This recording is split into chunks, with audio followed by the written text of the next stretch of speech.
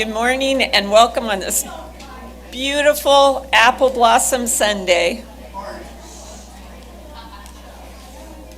We are a talkative bunch, good friends. My name is Rita Salama and I am the celebrant for today's service, but I also serve on the board and the worship team and a few other things. Our minister is Reverend Thomas Perchlik, but the first Sunday of every month is a lay-led service.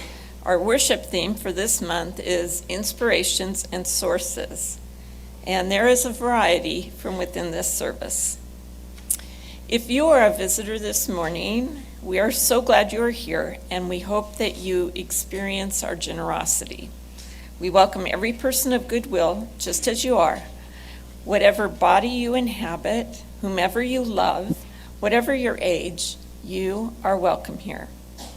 We invite everyone to join us for coffee, treats, and conversation after the service, both in person or on Zoom. For the folks on Zoom, you'll find the order of service in the chat. For everyone in our building, please take a moment to turn and wave to everyone on Zoom. Cameras right above the exit side. Hello. And now please take a moment to greet those around you today, especially someone you don't know well.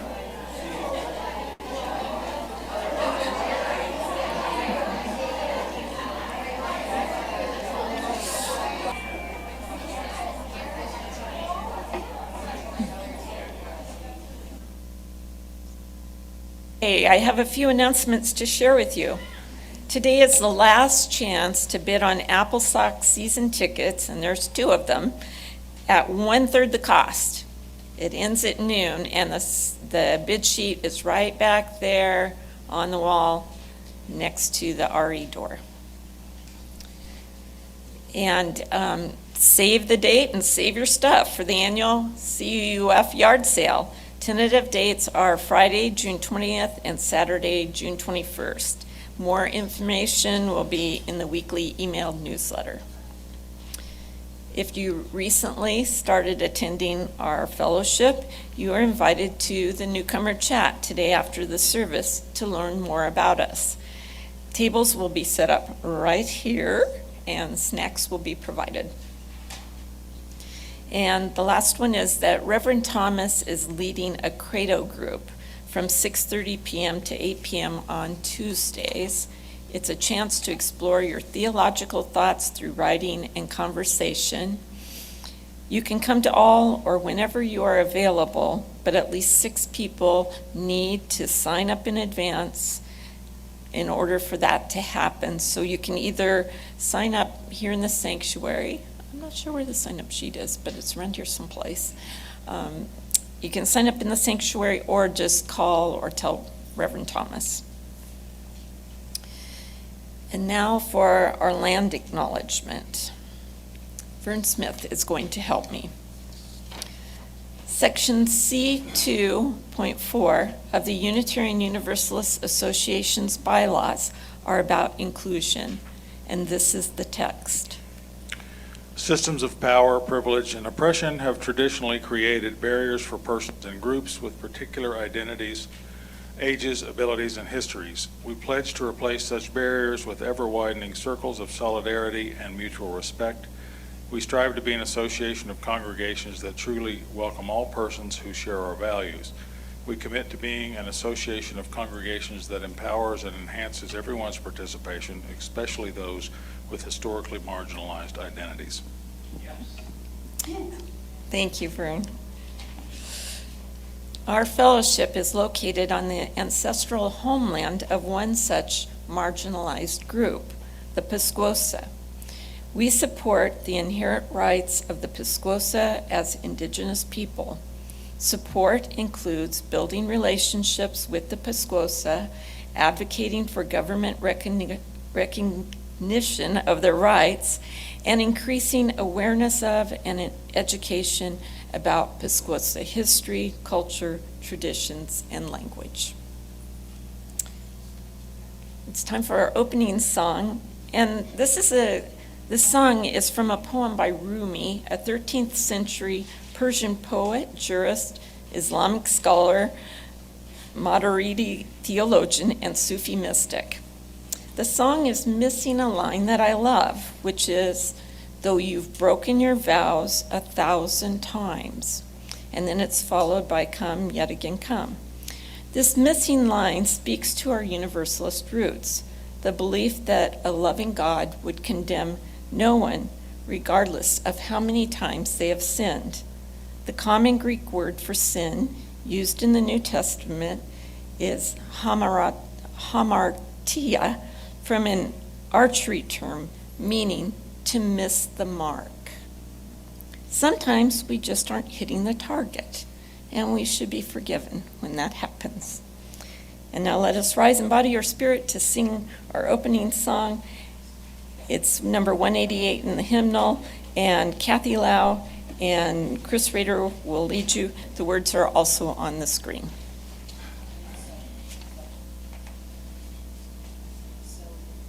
It's so good from up here when you can hear both.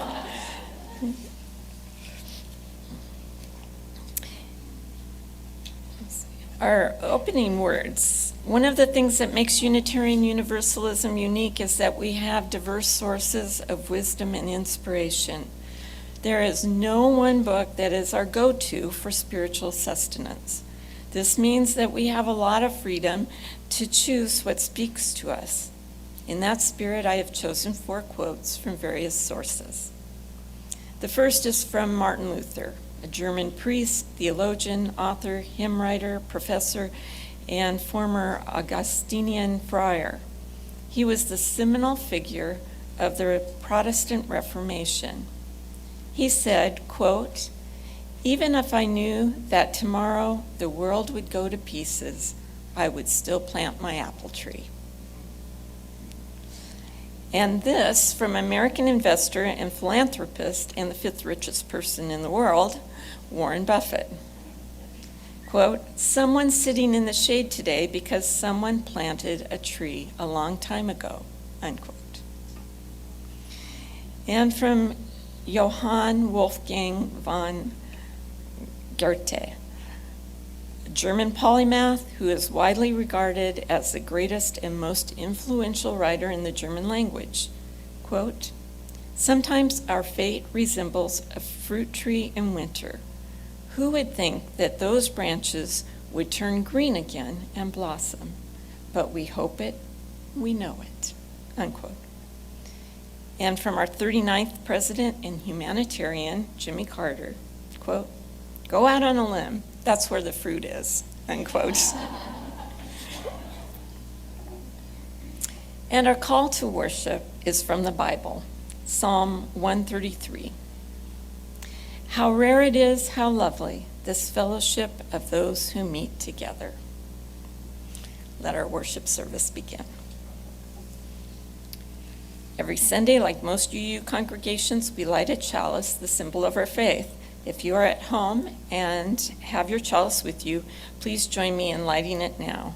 Here in the sanctuary, we will speak the lighting words in unison, which are on the screen, in the order of service. In the light of truth and the warmth of love, we gather to seek and seek to share.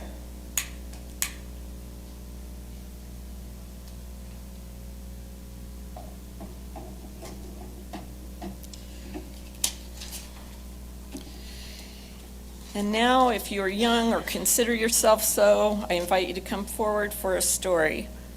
This is an old story. The earliest version of it is from India, and it is over 2,500 years old.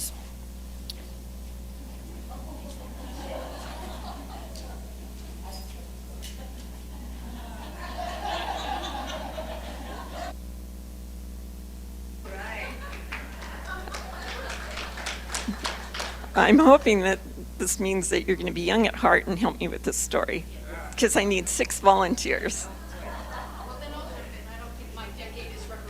Okay, so all of you need to come up here and stand in front of the congregation. I need 2 more.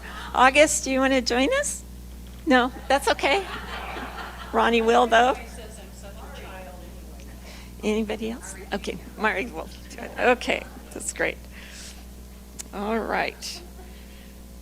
There were once 6 blind people who had often heard of elephants, but of course they'd never seen one because they were blind. It so happened that one morning when they were standing beside the road, an elephant was driven right past them, or right in front of them.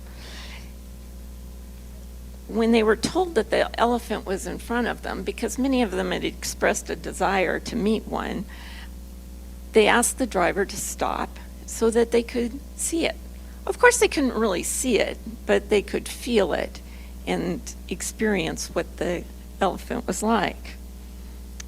So the first one put his hand on the elephant's side. Well, he said, now I know all about this beast. He is exactly like a, open your eyes, Larry. He's exactly like a wall. Yeah. The second felt only the elephant's tusk. My brother, he said, you are mistaken. He is not like a wall. He is round and smooth and sharp. He is more like a, you blind people need to open your eyes. I'm getting into character. The third took hold of the elephant's trunk. Yeah, that'd be great. Both of you are wrong, he said. Anybody who knows anything about this elephant knows that it is like a snake. The fourth one reached out his arms and grasped one of the elephant's legs. Both. He said, it is very plain to me that he is round and tall like a. The fifth man was very tall. Typecast, obviously. And he chanced to take hold of the elephant's ear. This beast is not like any of the things that you name, he said. He is exactly like a huge. And the sixth man seized the elephant's tail. Oh, foolish fellows, he cried. You surely have lost your senses. This elephant is not like a wall or a spear or a snake or a tree. Neither is he like a fan. He is exactly like a. The 6 blind men quarreled about their beliefs, each convinced that they were correct and knew just how the animal looked. Can you all say what the elephant looks like to you? Yep, just like that. But along came a man who could see and heard their bickering. Ah, my good men, you are all correct and also completely wrong. You must put all the parts together to know the whole elephant. And so it is with our beliefs. Humans have a tendency to claim absolute truth based on their limited subjective experience, as they ignore other people's limited subjective experience. We are wise when we realize we may not know the whole. Thank you for my volunteers. And to those sitting on the aisle, if you want to stand and sing at least Mari and to the classroom. And you can come up and join us, August, if you want to.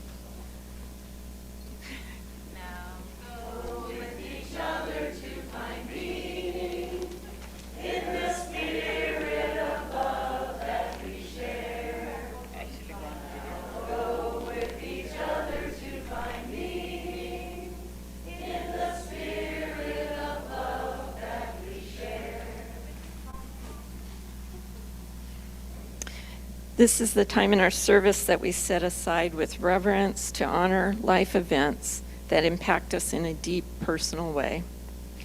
This is not a time for politics or advertisements.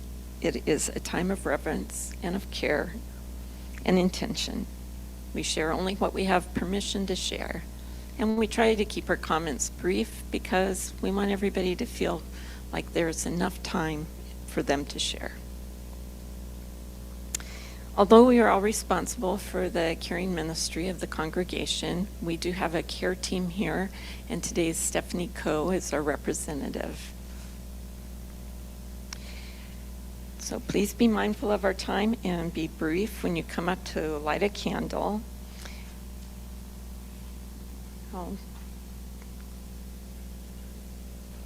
So I'm just going to transfer from our chalice to our sharing and honoring bowl. You're now welcome to, quote, "Many are the names of God, and infinite the forms through which he may be approached." Now let us open ourselves in silent prayer and meditation to the source of our being and the guidance of our spirit.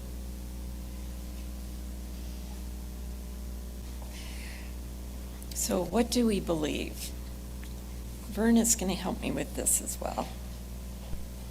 Section C 2.3 of the Unitarian Universalist Association's bylaws includes where we get our inspirations from. And this is how the text reads. Direct experiences of transcending mystery and wonder are primary sources of Unitarian Universalist inspiration. These experiences open our hearts, renew our spirits, and transform our lives. We draw upon and are inspired by sacred, secular, and scientific understandings that help us make meaning and live into our values. These sources ground us and sustain us in ordinary, difficult, and joyous times. We respect the histories, contexts, and cultures in which these sources were created and are currently practiced.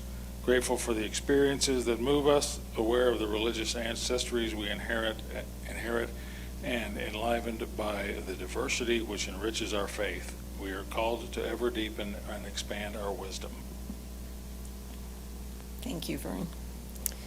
So I would like you to think of what the primary source of inspiration is for you, whether that is the Tao, Mary Oliver's poetry, the Bible, tarot cards, the Quran, Science News magazine, your favorite tree, yoga, the wisdom of Winnie the Pooh, or maybe an NPR podcast.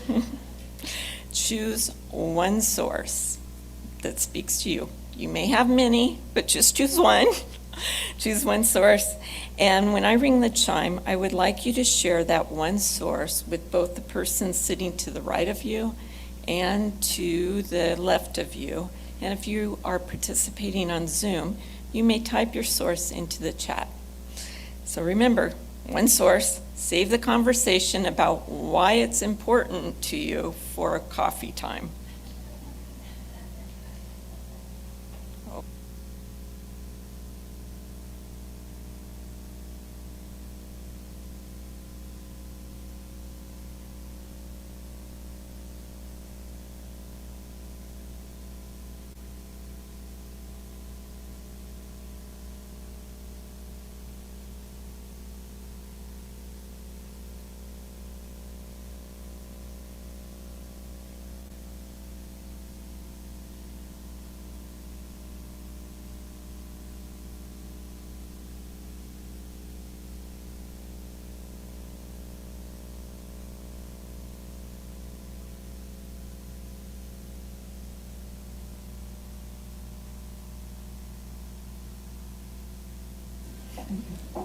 To be continued during coffee time. After the inspiration section in the UUA bylaws, there is a section about freedom of belief, which is good because I bet it is needed with what was said in this room. It reads, quote, "Congregational freedom and the individual's right of conscience are central to our Unitarian Universalist heritage. Congregations may establish statements of purpose, covenants, and bonds of union so long as they do not require that members adhere to a particular creed." And now 3 of our members will share their beliefs with you according to their own right of conscience. Our first speaker is Jeff Lau. Jeff went to school right here at Eastmont. He left after graduating, returned 25 years ago, and began attending CUUF a few years afterward. He's had a variety of occupations. He did construction work, was in the Army, became an accountant, and is currently the trying to retire owner of the biggest little store in town, the Plaza Superjet in Wenatchee. When he isn't working, you might find Jeff motorcycling, backpacking, or hiking. He is also a volunteer mediator with the Wenatchee Valley Dispute Resolution Center and a coordinator of our covenant groups. So Jeff, for you.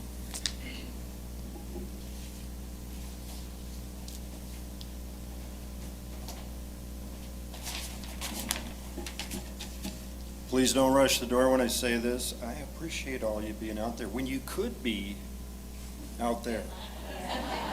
It's a great day. So I don't know if I was forsaken or if God was never there. I felt a presence at Warm Beach on Camino Island, a glow at the gathering of adolescents finding Jesus. Unsuccessfully trying to resurrect this experience with a friend in a 1950 Buick Deluxe left me feeling empty. While I prayed, God watched my family fall apart. And no higher power intervened as my mother ran from Maple Valley to chaos.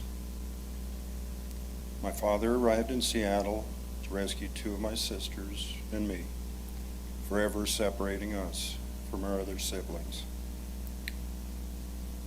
Despite his excommunication from the Catholic Church, my dad saw value in sending us unaccompanied to East Wenatchee Presbyterian.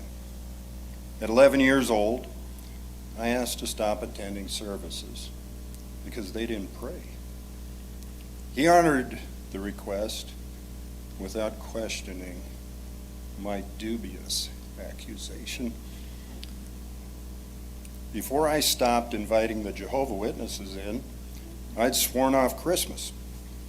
And by the time I graduated high school, my rejection of Christianity was complete.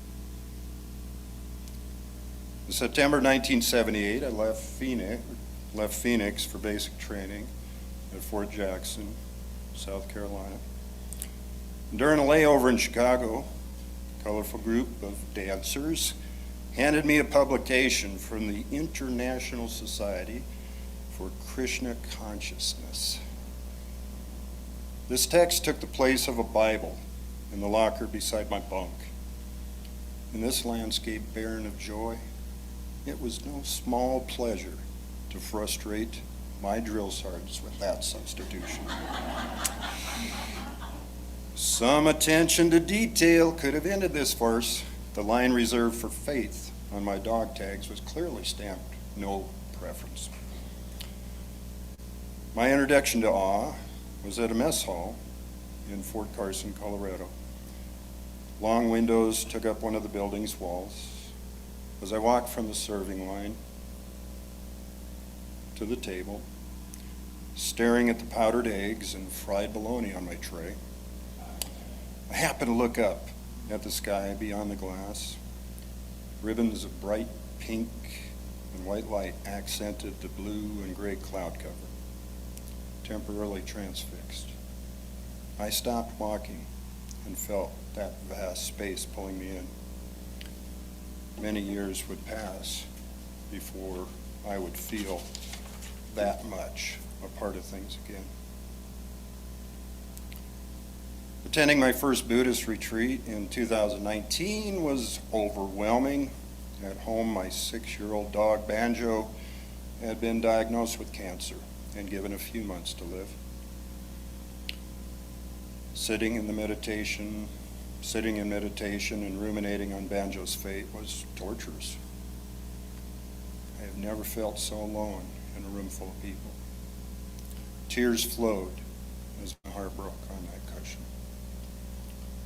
On the evening of the third night, my mind and body began to relax into the stress and pain. The parade of thoughts in my head slowed as a refreshing breeze moved the chimes hung outside of the Zendo. The tinkling faded and stopped. A jetliner from Seattle-Tacoma Airport roared overhead. The random melody returned. and I felt the air cooling my skin. As the sound of the chimes dropped away, I became aware of the pattern. I was fully immersed in this interdependent system.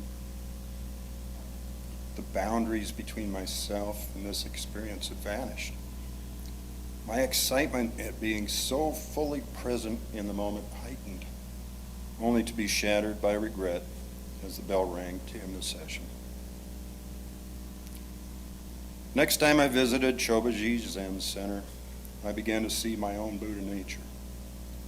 2 sets ago, I recovered the compassion I thought I'd lost as a child. During my last retreat, I found great comfort in realizing everything, to include myself, springs from nothingness. My fear of returning to the void waned as I recognized the joy manifested each moment from emptiness. Failing often, I endeavor to remain present and accept the impermanent nature of all things, including those I care for most deeply. This enables me to remain connected, build on my newly found compassion, and share kindness with our community. I suspect these beliefs help me to be a small part of the solution rather than a big part of our world's problems. Thank you.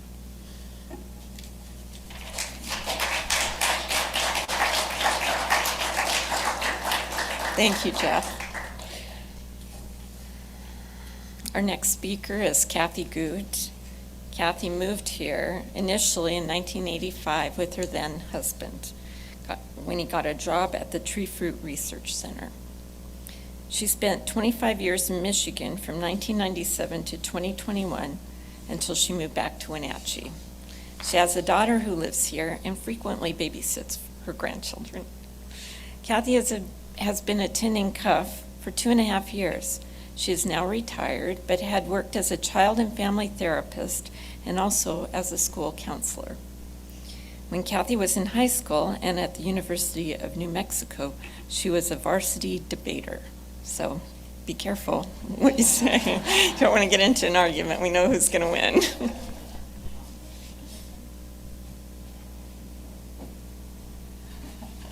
She asked me to say some random fact, and that's the random fact about me, that I was a debater. Okay, well, I'm excited to be here and scared and humbled, and I want you all to like me, even though I don't think you will. Really, I don't. I mean, in my deepest whatever, sad things. Rita just said a loving God would never condemn one regardless of how many times they sinned. So I want to just title this, it's more like this that I don't believe, because that's really more where I'm at in my life now, is what I don't believe. By the way, if you want to get some help with this, go to the Credo group. You'll learn words like ontology, epistemology, cosmology, soteriology. How's that one? That's the meaning of suffering, by the way. Soteriology. What does death mean? That's eschatology. And then we've got, the last one's got ethics, morality, and ecclesiology. So if that doesn't sound like fun, I don't know what does. So I use that as a basis to try to say what I want to say to you today. Okay, so my faith journey, until I was 6 years old, there was none. I lived with my parents, my 3 siblings, and my grandma, who's from England, and a very small house in Dearborn, Michigan. And she died when I was 6, and suddenly we started going to church. I was just a kid, I didn't know. I guess my dad felt guilty, I don't know. But anyway, it was Episcopalian Church, Church of England. And I was in the choir, and I loved singing, and I was in the youth group. And then I went to the Methodist one because they have a lot hotter guys there than in the Episcopal one. But they didn't have the same thing. I like the Episcopal Church because it's meaty. It has rituals, it has sacraments, and sacraments are really cool. I love sacraments. So in the Methodist Church, I felt more like, there's the appetizer, but where's the main course? So to me, the communion, by the way, would be the main course. Okay, you're forgiven for your sins. It's really a great thing. Anyway, I lost all that after high school and kind of just went into what I'd call the Girl Scout laws. Like if you follow the Girl Scout laws, if there's some kind of afterlife, you ought to get it, you know? Be good to other people, have them be good to you. What else is there? But then when I was older, I had 2 children. I lived in Southern California by this point. This is nasty. This is what I mean. You might not like me. My reason to get back involved in faith was Mormonism, there's tons of Mormons there. And I knew I didn't believe that. So how do you really know what you don't believe unless you decide what you do believe? So anyway, I started going back to the Episcopal Church and bringing my children there as a means to have a positive faith, not a negative one.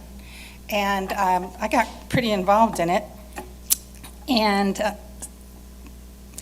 but then, life goes on. I got divorced. I got remarried, had another kid, and also adopted a daughter along the way. And some things happened that killed my faith, which I don't think was very strong to begin with, which I think my story kind of illustrates that. And that is I went to Jerusalem. Also, I have a degree in political science and history from University of Michigan. So I'm really into history and poli-sci. So I started reading history books around the time of Jesus. And boy, if you read a lot of those, it does not go well. Edgar, right? Doesn't go well. Because you find out a lot of historical things going on there that may not fit with the creed-based faith that was created 300 years afterwards, which is what Christianity, 300 years after Christ was born, that's where we get the Nicene Creed. You know what you have to believe to be a Christian? There's all this stuff going on, and they grab this and this and this, and this is you believe and you get to go to heaven and be saved. If you believe that, you're a heretic and you're going to hell. So anyway, I don't know if you guys know the Nicene Creed. I believe in one God, the Father Almighty, creator of heaven and earth. Yes. Who for our sake and our salvation came down from heaven and was incarnate by the Holy Spirit. Anyway, okay, so some of you know that. I bet how many of you grew up in that? Yes, indeed. Yeah, it's got a downside. Anyway, Jerusalem blew my mind. I went to Jerusalem, and it just was the most bizarre place I've ever been to, and really does give credence to the idea that the end of times will be there, because the center does not hold.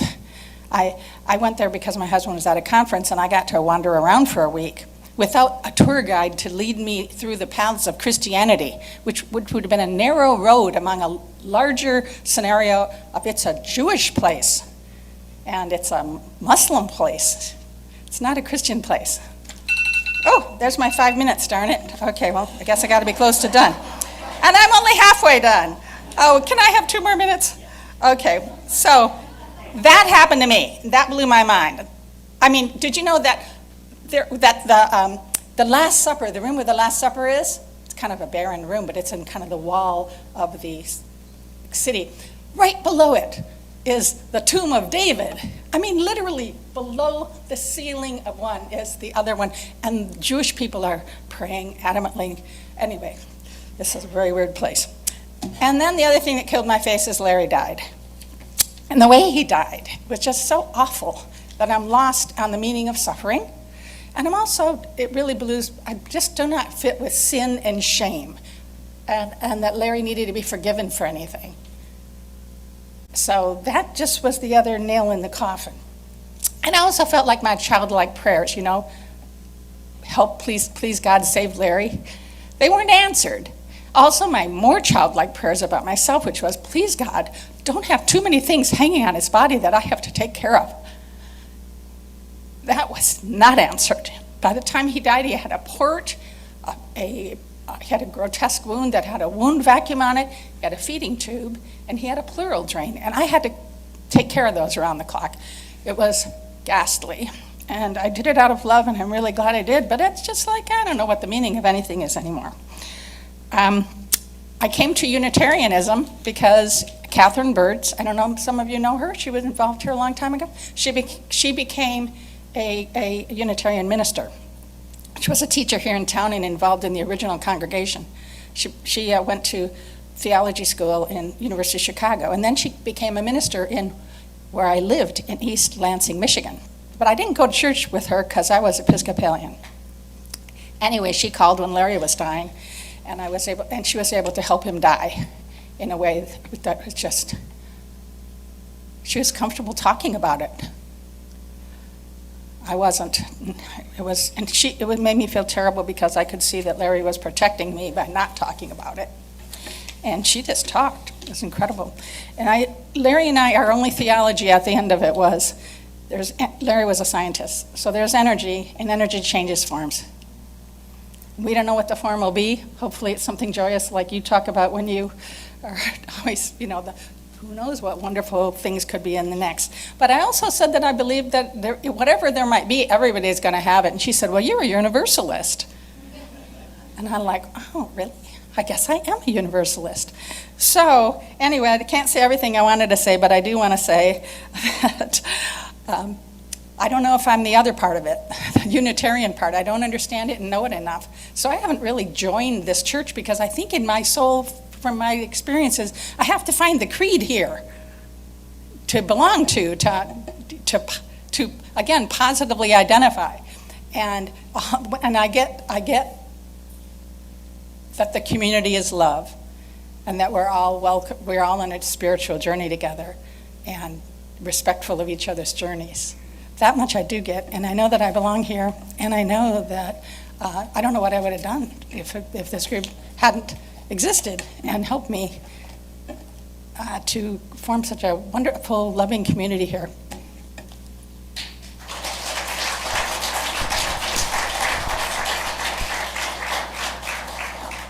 Thank you, Kathy. And I think we can honestly say, everybody here, we still like you. A lot. Our next speaker is Bob Doolittle. Bob and his wife Sherry have lived in Wenatchee for 8 years when they moved from California, but they only started attending CUUF a couple of years ago. What did Bob do before retiring? In 1967, he started working as a computer programmer, and in his words, quote, was sucked into the vortex, unquote. He has done software management, design, admin, undergrad and graduate instruction, consulting, and more. We were lucky enough to have Bob donate his handyman services for our CUUF auction. He says he is a chronic problem solver, adding that Sherry even accuses him of breaking things just so he can fix them, and he added, she's right. I don't know if he's still speedy, but when Bob was in high school, he was part of the fastest mile relay team in California. Now, Bob.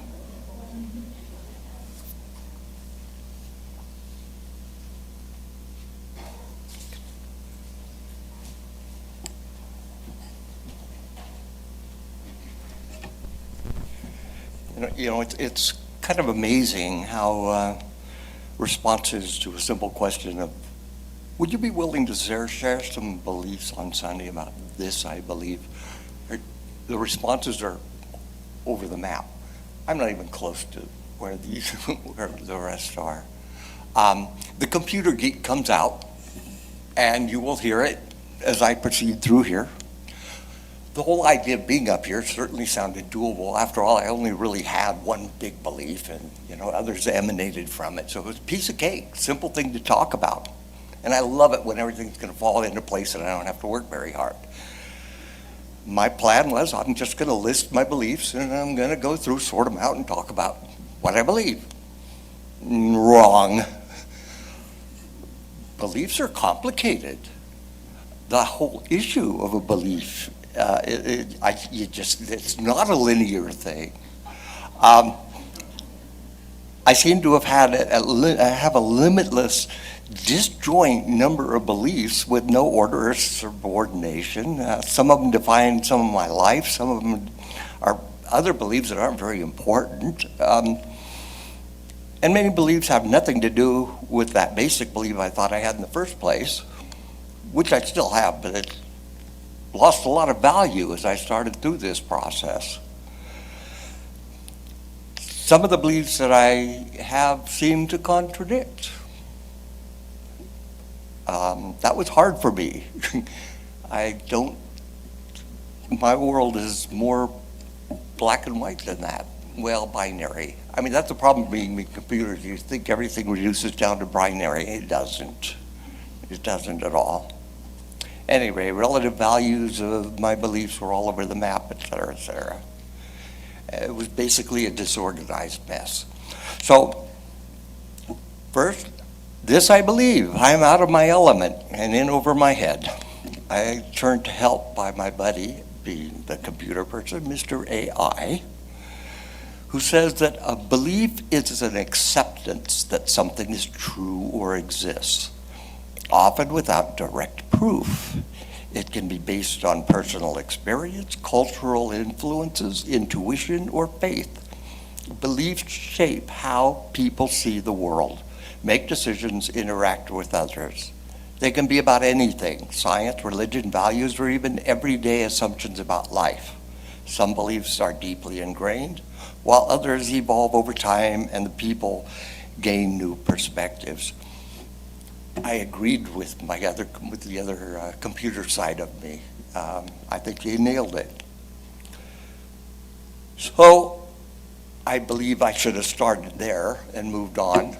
I would have saved myself days and days of pondering over beliefs.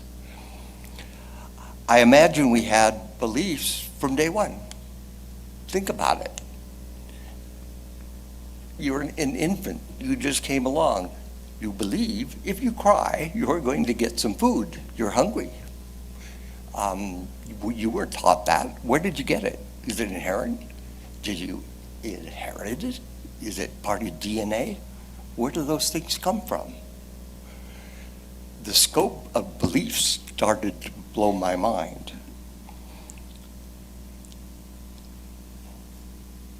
If, unfortunately, I'd like to know the answer to those questions, but we seem to have had some funding cuts somewhere along the line, so a little bit of research is off the table for a while. Maybe someday we'll have a clue. For myself, my first beliefs that I can recall were the big three: Santa Claus, the Easter Bunny, and the Tooth Fairy.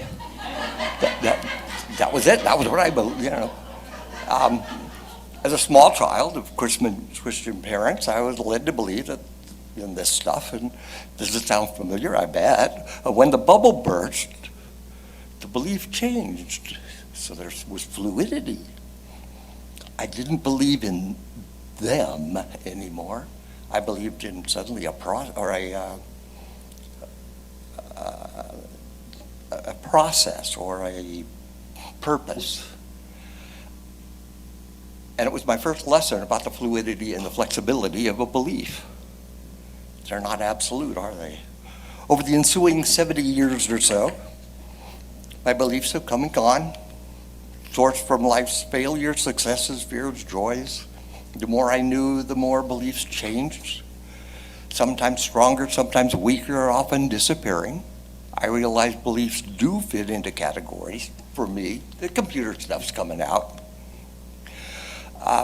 Like they're physical, emotional, strategic, on and on. But these are my personal categories, and their existence is my personal, for my edification. They help me control the mental cluster. I've never gotten that word. I've read through this thing several times. That's not what I said. Clutter, not cluster. It's a mental clutter. Very kind of different things. Number of beliefs in a category would be conflicting and overwhelming if they were all equal. They're not. I believe I hear an ice cream truck coming, and I believe I'm about to be run over by an ice cream truck. Are not equal. The impacts are slightly different. The impact and value of beliefs help determine the relative value, strength of value, and on and on. And I start down my computer hole, and I apologize for that. But there are a few that I'd like to share, kind of a very high level and pretty dang important to me personally. One is you should always do unto others as you would have others do unto you. Pretty basic, we've all heard that. But it's my number one, it's always the thing I go to. Whenever I question anything, that's where I go. Fortunately, that isn't everyone's high on everyone's list. Can you imagine if it were and you were sadistic or masochistic? It would wreak havoc with the world. I believe that Jesus lived. Okay? So did Muhammad, Buddha, other prophets, not gods, not closely related to one. They were men of great insight to the human condition. But imagine how life might have be if great women had been equally documented and revered. I believe stories told after the fact are just stories. They were passed down to teach and impress over the ages. Human memory is often fallible and distortion increases with time. I believe promoting the stories as fact is irresponsible and untruthful. I believe magic is illusion. What you think you saw didn't really happen that way. Don't try to present illusion as something else. I believe honesty is the best policy, period. I believe that nothing in my true beliefs, knowledge, or experience allows for an afterlife. I believe I should strive to do good this time around. There are no do-overs. And the last I'm going to share with you is that I believe that of all the beliefs I've held over my life, the most important personally has been I was allowed the perfect partner to share my life with.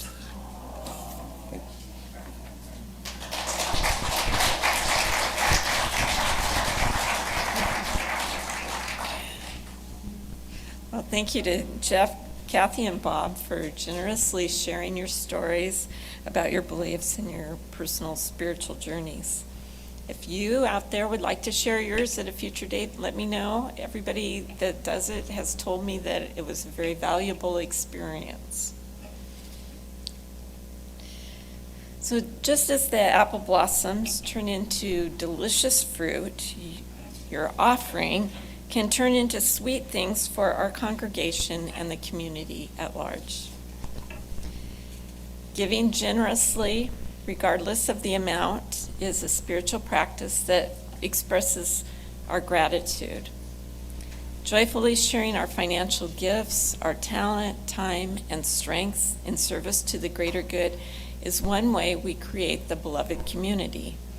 We live these values in abundance. We will now receive the offering.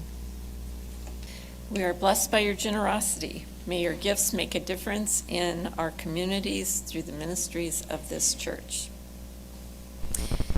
Now let us rise in body and or spirit to sing our closing song. Now let us sing. It's number 368 in your hymnal, but it's also on the screen. There are two parts to this, a high part and a low part. The low part starts and is in black. The higher part is in blue, and the last part that the voices, low voices and high voices sing together is in purple. And Chris and Kathy are going to lead you. And now from the American Standard Version of the Bible, Isaiah 55:12. For ye shall go out with joy and be led forth with peace. The mountains and the hills shall break forth before you into singing, and all the trees of the fields shall clap their hands. May it be so. Now please join me in extinguishing our chalice and saying the words printed in your order of service or on the screen. We extinguish this chalice flame with the light of truth, the warmth of community, or the fire of commitment. These we carry in our hearts and in our lives until we are together again. Now we'll form our closing circle and sing our closing song.